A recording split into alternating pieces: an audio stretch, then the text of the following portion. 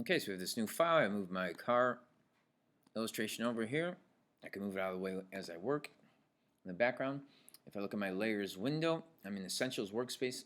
I have my layers window here. If I don't see that layers window, it would be up here in the Windows panel. I can find that. And I'm going to work on the background, so I'm going to create a new layer. And I want it to be separate from my car, so I'm going to take this layer and I can drag it underneath that layer 1. That layer 2 is back here. I'm going to make sure I'm on layer 2. And I'm going to add a rectangle. Okay, so I can click on my rectangle tool here. I'm just going to do a basic solid background for first to see what that looks like. That could be an option for yours if you want to keep it simple. And I'm going to make this more of a blue tone.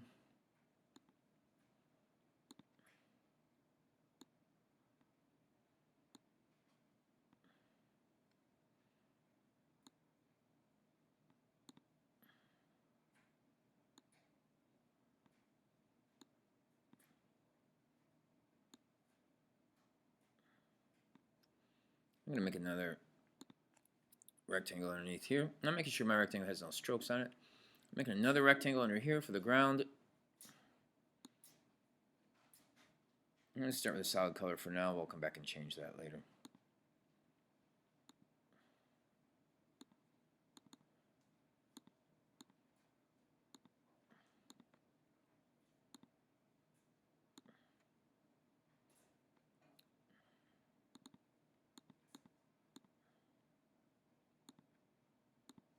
Alright, so we've got a very basic color background. We can see how the car looks on that.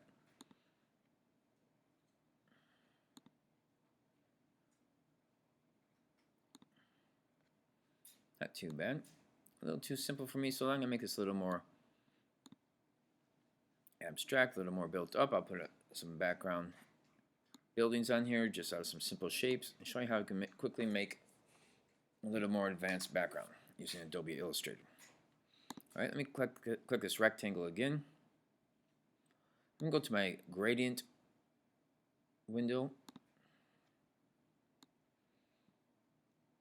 I'm going to go to my gradient tool.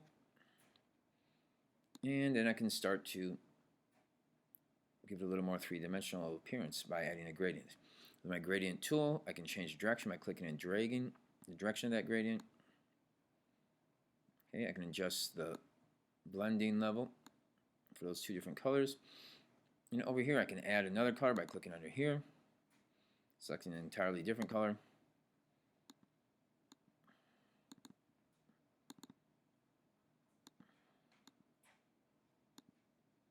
And I can change any of these other colors also by double clicking, adding a swatch, pre-made color, or doing some more detailed changes here.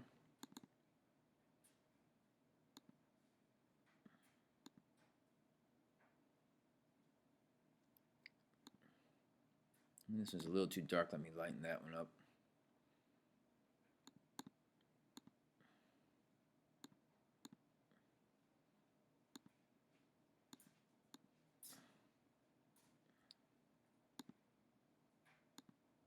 There we go. Just gives it a little more of a three-dimensional feel there with that gradient. Now there's a couple other gradients we could do. I could do a radial gradient here. I could do this free-form gradient, which gives me a couple different colors I can select from. I can also move those around. That may be a good option because it makes it feel a little more creative, and if you do it right, a little more natural. Good. Gives you a few more options. Going back to my move tool, I think I'm going to do the same on this rectangle here.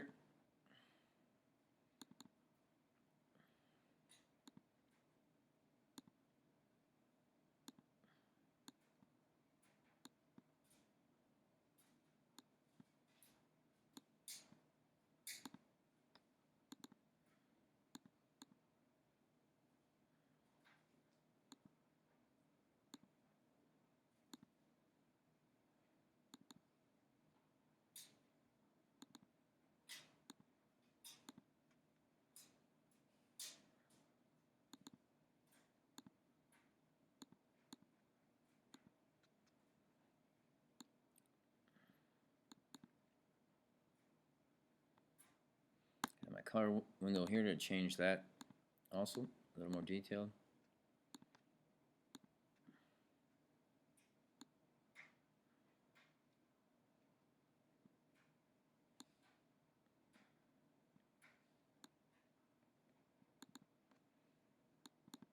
It's a little darker. There we are.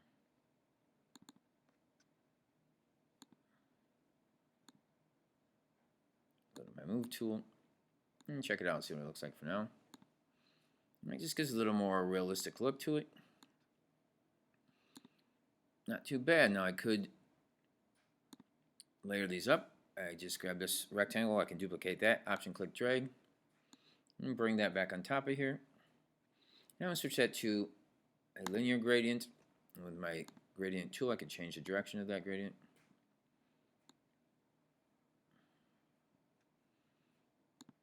And I could go back to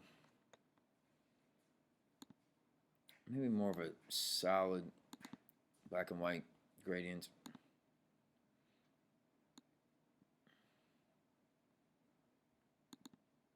Towards that direction of more of a solid white to dark black color.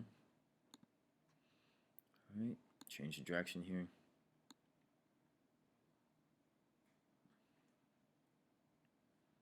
Go the opposite direction. There we are.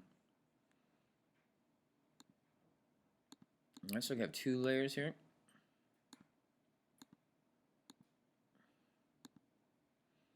And with this second layer, I could do some adjustments to that.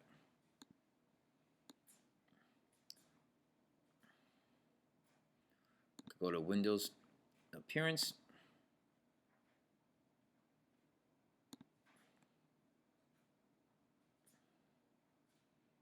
and change the opacity. You can change the overall opacity here, or just opacity of the fill or the stroke. I'm going to change the overall opacity.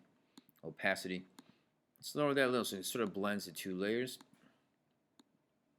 Gives a little more subtle changes. I can also do one of these blending modes, multiply, color burn, lighten, overlay. There's a little more of a subtle transparency there. Not too bad. Let me bring my car back up there. Alright, so we'll stop right there for that background. We'll come back in the next video and do some more details.